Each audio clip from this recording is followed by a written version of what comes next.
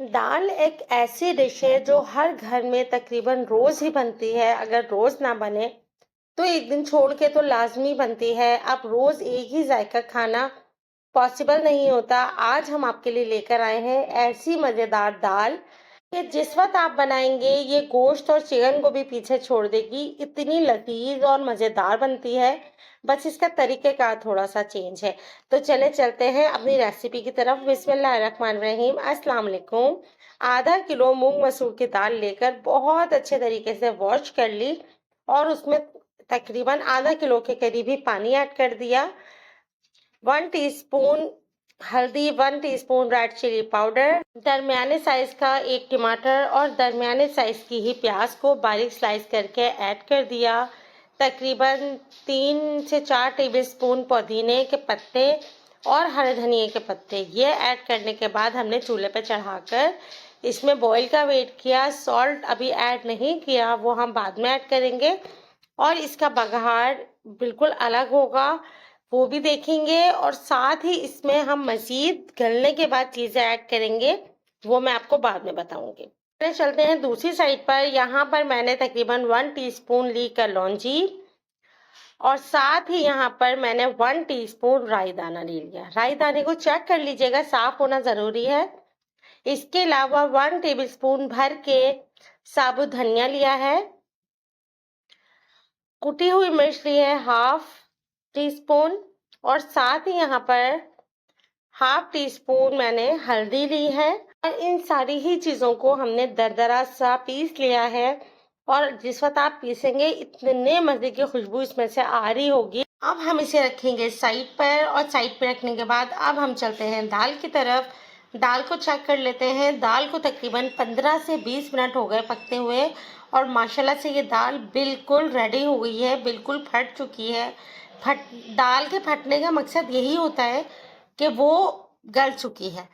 अब हमने क्या करना है, आपके पास हैंड ब्लेंडर हो तो उससे कर लीजिए। वैसे मैं जो हूँ ना इस विस्क की मदद से करती हूँ और इसको अच्छे तरीके से इतना चलाऊंगी कि ये यकजान हो जाएगी। ये देखें दाल आहिस्ता आहिस्ता यकजान हो गई। जो मोटे मोटे टमाटर नजर आ रहे थे वो भी दाल के साथ पीस चुके हैं। ये कर दिया। अब हमने क्या करना है कि जो मसाला हमने बना के रखा था ये सारा मसाला हम दाल में ऐड कर देंगे। इतना मैजिकल ये मसाला है कि जिस वक्त आप डालते हैं उस वक्त इससे इतना जबरदस्त फ्लेवर आता है, बिल्कुल अचारी फ्लेवर। और इतने मजे की ये दाल लगती है कि जो एक रोटी खाने वाला बंदा है वो भी 2 से 3 रोटियां खा लेता है, उसे पता नहीं चलता। दाल गल चुकी थी, सॉल्ट हमने नहीं डाला था। 1/2 kg दाल है तो 2 टीस्पून सॉल्ट ऐड करूंगी मैं। आप लोग चख लीजिएगा, हस्बे ज़रूरत आप सॉल्ट ऐड कर दीजिएगा। 1/4 पानी लेके 2 टेबलस्पून इमली अच्छे से उसका पल्प निकाल कर हमने वो पल्प ऐड कर दिया। ये पल्प बहुत ज़रूरी है डालना, इससे दाल का जो जायका है ना वो बहुत लाजवाब हो जाएगा। ये ऐड करने के बाद अब हम दम पे रखेंगे तकरीबन 10 मिनट के लिए, बस इससे ज़्यादा नहीं, बिल्कुल हल्की आंच पर। इतनी देर में हम दम पे रखना है। इसका बघार तैयार कर लेते हैं। बघार भी बहुत मज़े का होने वाला है। 1/4 कप ऑयल डाला, इसमें थोड़ा सा 1 टेबलस्पून के करीब गार्लिक, हरी मिर्चें बीच से कट करके ऐड की हैं और साथ ही मैंने लाल मिर्चें यहाँ पर ऐड कर दी है। जो कश्मीरी मिर्च होती है ना वो भी लंबी वाली साबुत। और कड़ी पत्ते का एक पूरी डंडी हमने ऐड कर दी है और इसको फ्राई करना शुरू कर दिया। इस वक्त लहसुन का कलर चेंज होगा, उसके बाद हम क्या करेंगे, इसमें 1/2 टीस्पून सफ़ेद ज़ीरा ऐड कर देंगे। सफ़ेद ज़ीरा लहसुन के कलर चेंज होने के बाद ही ऐड कीजिएगा। अगर पहले ऐड कर देंगे तो ज़ीरा जल जाता है और वो बहुत ही अजीब लगता है दाल के ऊपर आता हुआ। रेसिपी पसंद आ रही हो तो लाइक ज़रूर कीजिएगा। चैनल पर न्यू हो तो सब्सक्राइब करना बिल्कुल नहीं भूलिएगा और बेल का बटन प्रेस कीजिएगा ताकि आने वाली तमाम मेरी रेसिपीज़ आप तक पहुँचे।